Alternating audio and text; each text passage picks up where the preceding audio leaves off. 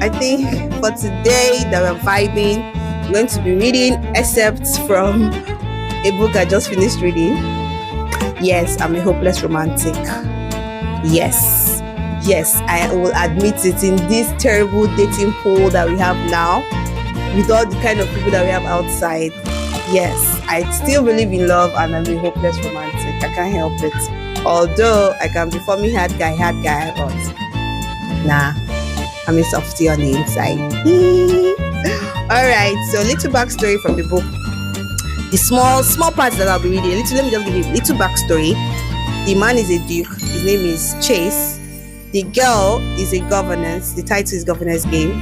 Her name is Alexander Mountbatten. So they met one time at a bookshop, just one time, and she was a clumsy klutz when they met.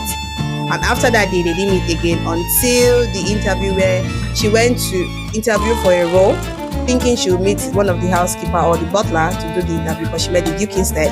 And the duke handled the interview himself. So neither of them mentioned their first meeting, and they both assumed that both of them would not remember who the other person was. So they carried on like that. But the girl never forgot who the guy was, because she has been daydreaming about the bookshop rake for months and months on end. So yeah. Now there's a little tension between them. Things are going hot. You know how these romantic books can be. So without wasting much time, let's just read one small part, one flirtatious part. Let's go. His heart clawed up his throat and battered his eardrums, and all because a tidy little governess was taking longer than usual to reject him. Absurd. Stupid, really. At last, she put an end to the suspense. "I don't want you to kiss me," she said. "Now that I've thought it through." See, there it was. She was clever enough to see the black rotted mess where his soul ought to be, and she wanted no part of it. She lifted her tiny, delicate hand to his cheek, not to deliver the slap he deserved, but in an exploratory caress.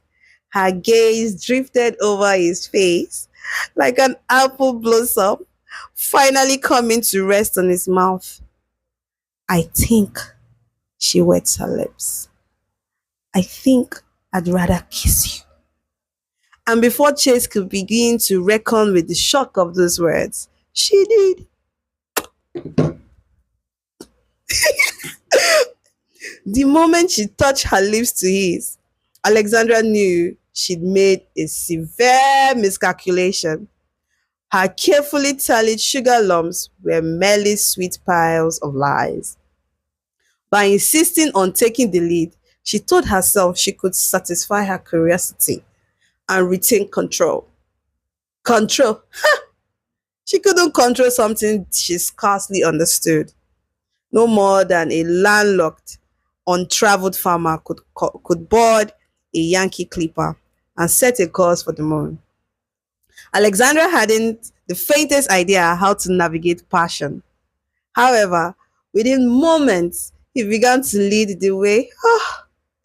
Her kiss became his, a series of light, teasing brushes of his mouth against her.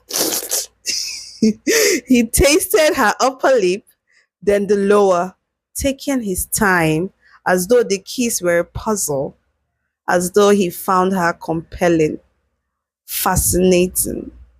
And then he nudged her lips apart and swept his tongue between them.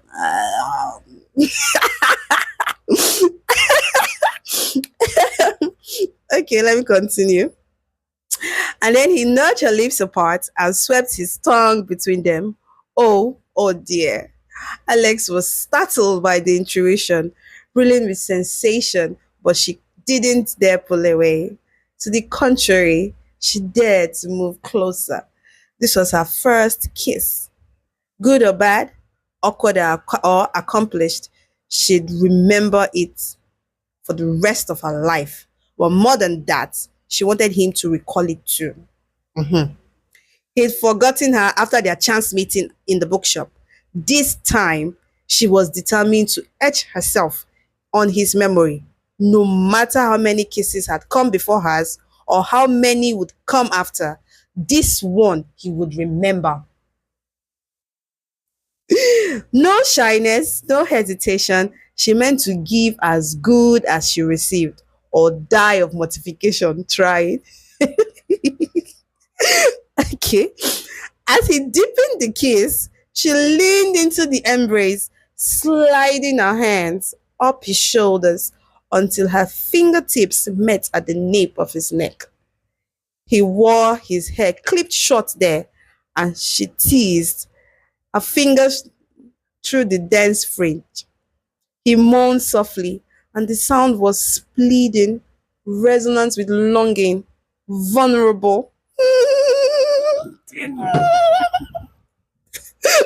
Okay. Then, with a growl, he caught her up in his arms and lifted her body against him. Her thin shift might as well have been nothing. Her toes barely scraped the floor. His tongue stroked hers in a bold, suggestive rhythm, and she couldn't catch her breath. Hits built between their bodies, welding them together. His uninjured hand gathered to a possessive fist. I shall. Okay. Where was I? Where was I? Gathering and twisting the back of her shift. He wasn't leading any longer, but overwhelming her instead. Perhaps that was his intent, to hide behind intimacy, draw her close as a way of holding her at a distance. Strange, she would have to ponder it further. Once pondering was a viable option again. At the moment, his kisses were erasing her mind. That was probably just what he desired. Abruptly, he set her back on her feet as they parted. Her impulse was to lower her eyes and back away slowly. However, she forced herself to stand her ground and meet his gaze. She'd given it her best effort. She'd always have that much. If he found nothing memorable about this encounter, at least she would know that she'd held nothing in reserve. There was pride in that. She searched his face for any hint of approval or disdain. His expression, however, revealed nothing but confusion. He blinked at her. Christ. As reaction went, she couldn't decide how to interpret blasphemy. Maybe he didn't know either. He took her hands from about his neck, placed them back over her eyes, turned her by the shoulders, and guided her out the kitchen door. Go back to bed, Miss Mountbatten. This never happened. Scandalous! Escandalo! That was sizzling, that was titillating. Okay, the title is The Governor's Game. I love it, I love it, I love it, I love it. Okay, so that will be all for today. I'll read the rest later. I have some more titillating, sizzling, sensual parts of that book that I'll read to you guys. For now, bye.